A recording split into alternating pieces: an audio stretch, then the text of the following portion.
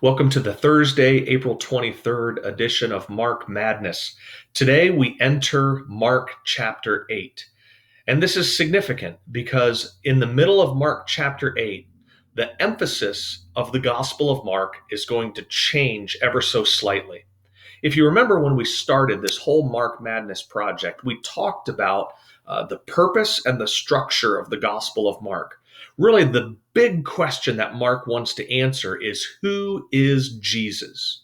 That is his primary purpose. A second and related question to that is what does it mean to follow Jesus? But the first major question is who is Jesus? And we said way back when that the Gospel of Mark gives two primary answers.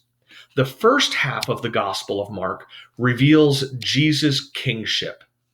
It reveals that Jesus is king. It reveals that Jesus is the Messiah. It reveals that Jesus has authority over impure spirits, over sin, over broken physical bodies. And so we've really been revealing Jesus as king. The second half of the Gospel of Mark reveals Jesus as a different type of king, an unexpected Messiah. Specifically, it reveals the cross, and it reveals that Jesus is a Messiah who's going to suffer.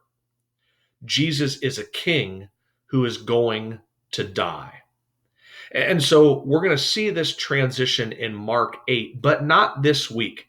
Today and tomorrow, we're going to finish the first half of the Gospel of Mark. And starting on Monday, we're going to transition into thinking more about the cross.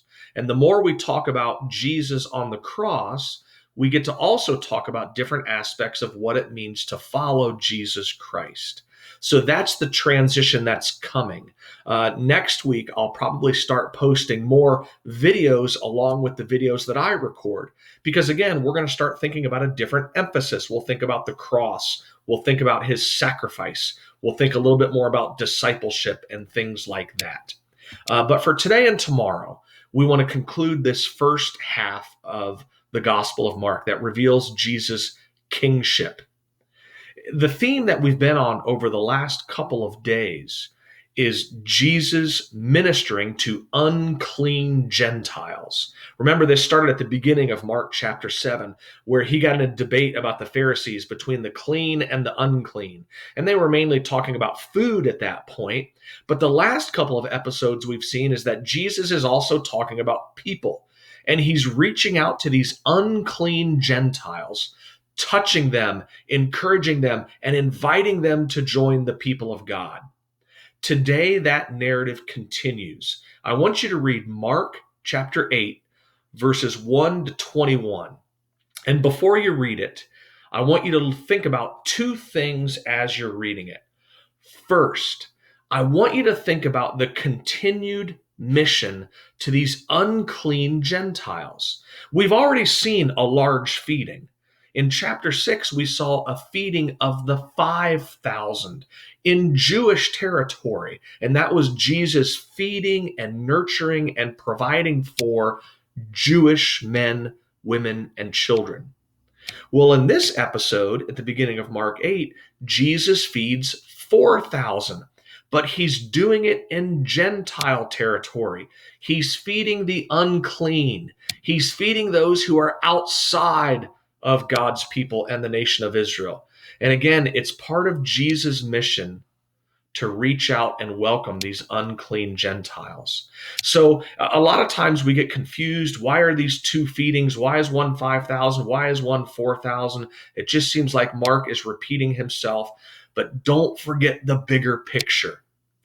Jesus is reaching out and feeding, nourishing, and providing for these unclean Gentiles who are far from God, just like he does the nation of Israel, just like he does his own people. That's significant. Jesus is not just a king for Israel. Jesus is a king for the whole world. That is important. The second thing that I want you to see is how the disciples are portrayed in this chapter. Simply put, the disciples are idiots. The disciples cannot seem to grasp what Jesus is doing and has been doing for so long. So, in the middle of this section, you'll see the disciples asking questions. And at the very last verse in Mark 8:21, Jesus says, "Do you still not understand?" I mean, think about this. Jesus has already fed 5,000 people with just a minimal amount of food. And now Jesus is about to do it again with 4,000 people. Yet the disciples are overwhelmed. Can Jesus do this? Jesus, how can you feed? And it's like Jesus is saying, are you guys dumb? Do you not remember what I just did a little while ago? This episode portrays that the disciples' eyes have not fully been opened. I love what John Calvin says. He says the disciples manifest excessive stupidity in not remembering at least that earlier proof of the power and the grace of Christ, which they might have applied to the case at hand.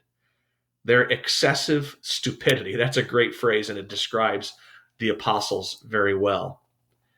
But hey, let me say this. In some ways, this is a continued demonstration of God's grace. The disciples are slow to get it. The disciples still have a lot of questions. There's so much about Jesus that the disciples don't understand. They still don't get what his mission's all about. They still don't get what he's all about. Their understanding of Jesus Christ grew over time. It was a process. They failed miserably along the way. We'll see this later on in the Gospel of Mark when Peter denies Jesus 3 times. Even at his death, they still didn't get it. And I think that's an encouragement for us because it shows God's grace. If you have questions, if there's things about Jesus that you don't get, if you're following him, but it's hard, it's confusing, sometimes you doubt and you struggle, I think part of what the Gospel of Mark is saying in some ways is you're in good company. That's not uncommon. Following Christ is a process. Following Christ requires growth. We're all going to go through ups and downs, periods of great faith and periods of great doubt. But Jesus didn't give up on his disciples, and Jesus won't give up on us either.